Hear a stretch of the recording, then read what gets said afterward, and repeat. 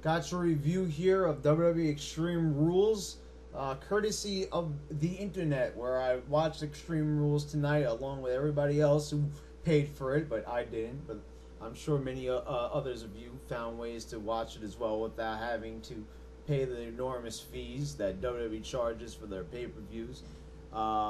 So the pay-per-view starts out with a video package of Lesnar and John Cena, which is obviously going to be the center focus of the night, a big match. But the show starts off with Randy Orton and Kane, a Falls Count Anywhere match. Now, if you watch my SmackDown review here on YouTube on my channel, you would know that I was not looking forward to this matchup.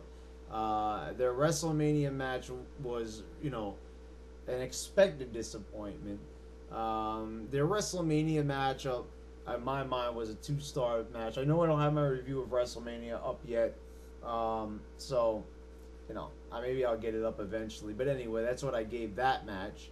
And this one, though, was a little bit better. It was very much like a 1999 hardcore match. The battle spilled out into the crowd and into the backstage area. Zack Ryder gets his licks in on Kane. But they fight their way back to the ring. And Kane grabs Randy Orton in a choke slam, but only gets a 2 count. Then goes for a tombstone on a steel chair, but Randy Orton slips out and hits the RKO and gets the 3 count. Solid opener. Not sensational by any means. This is a tired and true formula. Not so much true. Kind of tiresome. But, it worked here. And I hope to God that this is the end of the feud. Please let it be the end and let everybody move on. Because I'm getting sick of it. And it's killing WWE television. Because this feud is just stale as fuck. But it was a decent match. Just not really anything too great. But really a good opener. And an opener is very important. I can't stress that enough because it sets the tone for the evening. And usually if the opener is horrible, that usually means that most of the show to follow will be bad. It's not always the case, but a lot of times it is. So, a good way to open the show. So we move on to our second matchup, which, surprise, surprise, is Brodus Clay and Dolph Ziggler, which is unannounced. And really, when I heard Brodus Clay's music hit, I thought it was just going to be, a dance-off with some appearance by some heel, but no, we're going to get a match here. And remember how I said that that Dolph Ziggler should be on the card for Extreme Rules? Well, he's here, but not in the form that I wanted him to be. I don't understand this feud because Dolph Ziggler was main eventing the Royal Rumble against CM Punk for the WWE title. But guess what? Now he's just stuck against Brodus Clay. And I don't have anything against Brodus Clay. I think he's a great powerhouse. It's just that the gimmick is already stale and had been stale since the first time I've seen it. It's basically the Rikishi gimmick, but Brodus is not pulling it off enough. He doesn't have the charisma to do it. So anyway, Dolph Ziggler hits a name dropper famouser and gets a 2 count. Gets struck by the headbutt and a splash from Brodus Clay and a 3 count. Call it a squash match because that's basically what it was. And I think it's embarrassing that this matchup is unannounced. I haven't seen an unannounced matchup on a WWE pay-per-view in a long time. They used to do that during the Attitude Era. I don't think a lot of people remember, but for pay-per-views during the Attitude Era, I'd say sometimes 50% of the card was unannounced most of the time. So that's an interesting fact. It's nice to have surprises. The only thing is that it'd be nice to have a good surprise. This, not so much.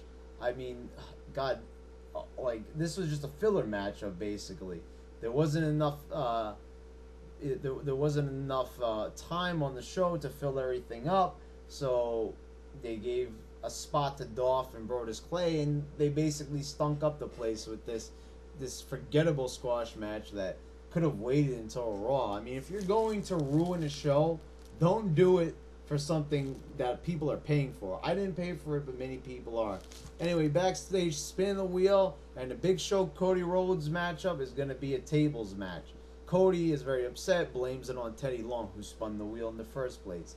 So we get the Intercontinental title on the line, and basically this matchup was another stinker, only highlighted by a fantastic disaster kick where Big Show set up the table in the corner, Irish whip Cody Rhodes towards it. Cody Rhodes bounces off of it, hits a disaster kick on Show. Very Matrix-like, very acrobatic and agile. Then we move to another spot where Big Show is on the apron, and Cody Rhodes drop kicks his leg, and he falls through the table. But only one of his feet falls to the table, but still, technically, Show loses. We got a new Intercontinental Champion in Cody Rhodes. Very, very unconvincing loss here. Very comical. I laughed when I saw this. I couldn't even believe this finish. But it means that the feud's not over. Big Show, angry at the result of this matchup, chokeslams Cody Rhodes through a table, then picks him up for a gorilla press slam, and throws him through a table ringside. Big bump there, actually. But I just can't even bear that this matchup is going to go... this feud is going to go on even further. I mean, this is just a fucking disaster, this feud. The WrestleMania match was nothing to speak of. This match was even worse than their WrestleMania match, if you could even fathom that. I gotta think about that for a minute, but yeah, this one was actually worse. I can't even really begin to tell you how bad this is. I'm going to rate this matchup a quarter of a star. I'm only giving it a quarter of a star for the disaster kick. That was the only thing worth speaking of in this matchup. So I really can't bear this feud anymore. It's really driving me nuts. Anyway, next on the card, we've got Sheamus and Daniel Bryan in 2 out of 3 falls match for the World Heavyweight title. This was a great match. You had Daniel Bryan working the arm throughout. Daniel Bryan kicks the shit out of Sheamus constantly in the corner and gets himself disqualified, but we find out it's part of a plan. Daniel Bryan smiles and then slaps on the yes lock, and Sheamus passes out in it. So Daniel Bryan basically gave up a fall to set up for another fall. Pretty ingenious, actually, but the strategy fails because Sheamus hits a brogue kick and gets the 3 count. Now, I'm not doing it justice by describing, because I'm only highlighting these matches through, words and trying to be a little bit descriptive here. I'm not doing it justice. This was a great matchup. Probably one of Sheamus's best. Probably his other great matchup in the WWE was Randy Orton, the Hell in a Cell. And this is another one of Sheamus's good matches. Daniel Bryan doing a great job, a great technical display here. I feel like this is just short of a classic, so I'm going to give it 3 3/4 stars. Why does it not get 4 stars? I really don't know. I'm not being a hard ass here. I know I'm a tough rater, but I just felt like it wasn't really a classic. Definitely memorable to me. I'm certainly going to remember it. Because, this was just a great Sheamus match. The one thing that is going to be a center of focus is the fact that Daniel Bryan gave up a fall. So Sheamus didn't exactly pin or submit Daniel Bryan twice. Technically, he only pinned Daniel Bryan once because he got disqualified. Now, Daniel Bryan is going to have a conniption about this, and it's going to make for some great promos and some great TV. So I think that it's a good angle. I like the way how they handled that, so Daniel Bryan didn't look like a chump. And obviously, Sheamus looks tough just passing on the hole, refusing to tap out to the yes lock. So that was great. I think they handled this good. I was questioning WWE's booking on television. But right here on this pay-per-view, I think they handled this matchup in tip-top fashion. I think it was just a great match. And they gave it enough time and everything. And, oh, look what we got here. So, the thing is, WWE still is getting into the filler thing once again from the Attitude Era, because Ryback has a squash against two no-name jobbers, and I had to look them up on PW Torch. It was Aaron Relic and Jay Haddon. So I think it's Hayden or Haddon. I don't know. They'll never be heard from again. And the funny thing about it is Aaron Relic. How funny is that? Because he's going to be ancient history. You're never going to hear of him again. So he's a relic. Get it? Okay, cheesy joke. But anyway, Ryback, this is a handicap matchup. And like they've been doing the past few weeks, the jobbers get on the mic. Fucking Hayden, or however you say his name, says that 2 is greater than 1 constantly. It was probably the most annoying thing I have ever fucking heard in my life.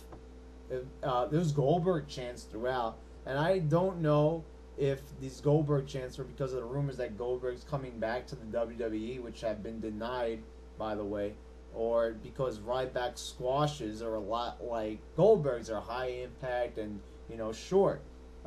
So I don't know, but anyway, Ryback pins both of them in the ring at the same time. I'd really like to see Ryback get into a matchup with some mid-card superstar already, because, it would really do Ryback more justice seeing him squash an established superstar rather than just some random jobbers. So anyway, we've got our next match on the card. It's the WWE Championship match between CM Punk and Chris Jericho for the WWE title in a Chicago street fight. This matchup, another great one. This was a hard-hitting matchup, and throughout there was a lot of nice bumps and counters. Both CM Punk and Chris Jericho escape each other's signature submission holds. When Jericho's got CM Punk in the walls of Jericho, CM Punk crawls to the ring apron, peeks underneath, grabs a fire extinguisher and sprays in Jericho's face, which was a great counter. I've never seen somebody grab a weapon from underneath the ring while they were in a submission hold like that. It was really like a unique spot. Anyway, CM Punk pulls a Shane McMahon, dropping an elbow on Chris Jericho on the announcer's table, and I said Shane McMahon right away when I saw this. Shane McMahon was the one who originally pulled off this spot. Anyway, he only gets a 2 count off of that once he rolls him in the ring, and then CM Punk puts on the Anaconda Vice, but Jericho gets a kendo stick and smashes him in the head with it. CM Punk, though, still gets the victory once he hits the GTS. And I gotta say, another good one. And strangely enough, I rate this the same thing that I gave I gave to the World Heavyweight Championship match. This one is 3 3/4 stars. I mean, once again, it's like it's like just short of a classic. I felt like it was missing something. Why do I feel like CM Punk and Jericho could do better? I really don't know. I'm sounding like an asshole here. I know I am, but this is what I'm giving it: 3 3/4 stars. I just feel it's a compliment. The level of talent involved, I think, could do better. I really think that these guys are capable of having a 5-star matchup. I really think that they're capable of having something like, I think the very least these guys should be pulling off is 4.5 stars quality. I just feel like it was missing something. I feel like they have more in them. I just, some of the stuff in this was your basic hardcore garb, and I just felt like there could have been more to it. But still, I mean, 3 3/4 stars is a good rating. It's almost 4 stars. So, don't call me a hard ass. I'm a hard rater, but I just feel like that's what it deserved. And, really, just hold me to that. Backstage, we've got the Bellas and Beth Phoenix arguing, and Eve comes by and says that Beth is not medically cleared to go for the title tonight. But Eve says that they are indeed going to have an opponent. The Bellas get really, really nervous and think that it's Karma, But Eve says that it's not. I actually thought that it was going to be Karma. Karma is coming back. Karma, Awesome Kong, call it what you want. She is going to be coming back to the WWE eventually. But she's going to have a mystery opponent, Nikki Bella. She is going to defend the Divas title. And out comes Layla. Oh, so you're not excited at all. Neither was I. And it seems like everybody's forgotten who Layla is. And her music hit. And I swear to God, I thought it was Michelle McCool. Because it was it was her music, not Layla's. So that was a little bit confusing. Very, very, very, very, very, very short matchup. There was a couple of good counters in here. I'm gonna give this matchup 1 star actually, because there was a couple of good counters in here. Layla's got some ability. You know what the Bellas do. They tried to attempt some twin magic, but Layla gets the best of them and ends up getting the pin here. So she's the new Divas champion. I really gotta say I'm a little bit confused by that. I really don't see the point of Layla or Nikki Bella. They're just not big names. Nobody cares about Layla, just like nobody cares about the Bellas. Barely anybody cares about Beth Phoenix, but I think she's a more credible champion based on something. I don't know. Anyway, Beth Phoenix is not going to be a part of the picture, I feel, for a while, because the Awesome Kong is coming back, and I don't know who our opponent's going to be. I guess it might be Layla. She's got to be coming back by now. I don't know what the hell's taking her so long. I really expect her to be on Raw tomorrow, but who the hell knows? Anyway, we finally get the matchup we've all been waiting for. John Cena and Brock Lesnar in an Extreme Rules match. And rules, yes, this match ruled. This matchup, I'm giving it 4 stars. So you've been waiting for the 4-star rating? Here you go. Now, why was this matchup 4 stars? Because I thought it got that shoot feel they were going for. I mean, they wanted this to be a realistic matchup. If you looked on the internet and you read certain things, you know that WWE was really going for that MMA style, bloody, real, hard-hitting. Brock Lesnar comes out, and yes, he was wearing his UFC Death Clutch outfit. Not as many sponsors on the trunks as he did when he competed for the UFC, but he was wearing it. Lesnar just brutal in this matchup. A lot of great things to speak of in this. He opens up John Cena, and Cena's bleeding all over the place.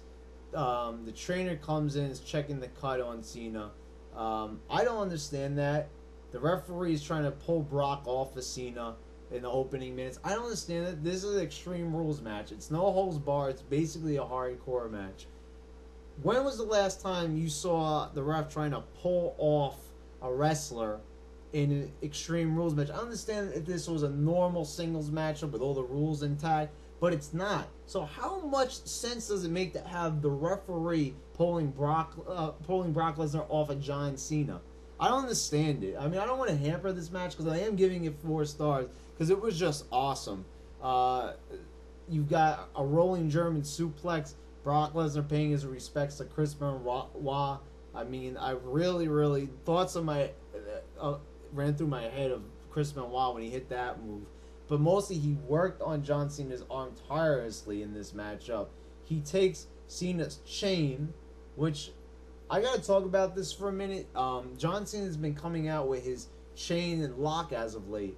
This would have been the perfect time, the perfect pay-per-view for John Cena to return to the Word Life gimmick. Why? Because he had the chain on. John Cena has been losing as of late. It would have been perfect for John Cena to change his persona and become something tougher. But once again, WWE drops the ball, and we've got the same old John Cena. Just slightly more motivated, I guess. I don't know if that's because of Edge speaking to him on Raw or whatever the hell WWE wants Cena to think. Anyway, this was just brutal throughout. And as I was getting to before, Lesnar takes Cena's chain and ties it around Cena's legs and hangs him from the ring post and takes his arm and smashes in the steel steps. I mean, this was like really, really like well put together, this match. And Lesnar just how I explain this spot. Cena is standing on the ring apron, puts the steel steps in the middle of the ring, runs off the ropes, jumps on the steel steps, and then dives at Cena and almost fucking kills himself, apparently, but makes full contact with Cena. I think it was sort of like a flying knee of sorts. I don't know, but it was crazy, and I almost thought that Brock injured his knee, because he did land on it when he finally did hit on the outside, and really, that was a big fucking move right there. Anyway, you've got Brock Lesnar and just applying this tireless key lock on Cena and just really wrenching at his arm. I mean, it really looked to be like the MMA Lesnar, and it was looking pretty good. Cena goes for the leg drop on Lesnar when he's laying down the steel steps, but Lesnar moves out of the way. Cena finally gets the chain back, wraps it around his hand, bashes Lesnar rather in the face with it, then hits an FU on Lesnar right on the steel steps and gets the 3 count. I'm shocked. I'm really shocked that he won this matchup. But then we find out in a promo afterwards that Cena is going to be going away from WWE for a while. I think that he's got a movie or something to do. I think that's why he's taking some time off. Thank God. I mean, actually, like, you might be saying to me, why am I giving this matchup 4 stars, but saying thank God that Cena's going away? Because I'm tired of it. Look, John Cena has a lot of good matches in WWE, but it's always because of his opponent. He's got to have the right opponent, and the thing is, Cena's character is just tiresome. I'm sick and tired of his promos. I just don't like him for who he is, and that's usually, I think, what a lot of the fans out there, I think they think the same thing. It's not that they hate John Cena for what he does in the ring, except, when it's one of those regular, like, Cena matches on Raw where he's just, basically doing by the numbers. But this matchup was great. His pay-per-view matches a lot of times deliver. It's just the fact of how Cena is presented in the WWE. It's a lot like I had The Rock cut his promos part of the WrestleMania and saying that Cena is just tiresome and he's been shoved down the fans' throats, because that's basically it. I mean, the fans haven't been 100% behind Cena in a long time. I mean, he is the company mascot, basically.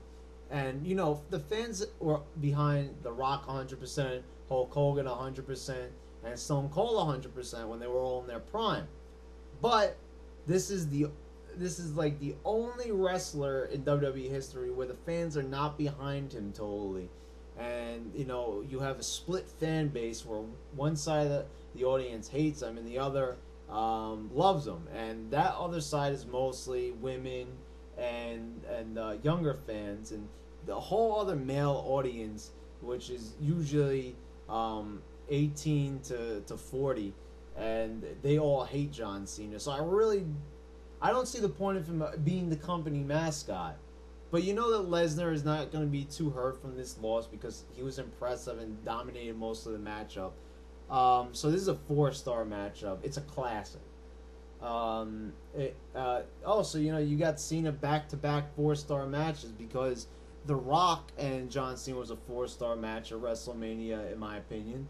So, this is a nice follow-up by Cena. 2 really, really strong pay-per-view matches back-to-back. And, overall, this pay-per-view was... It was a good one. It was filled with a lot of fucking shit.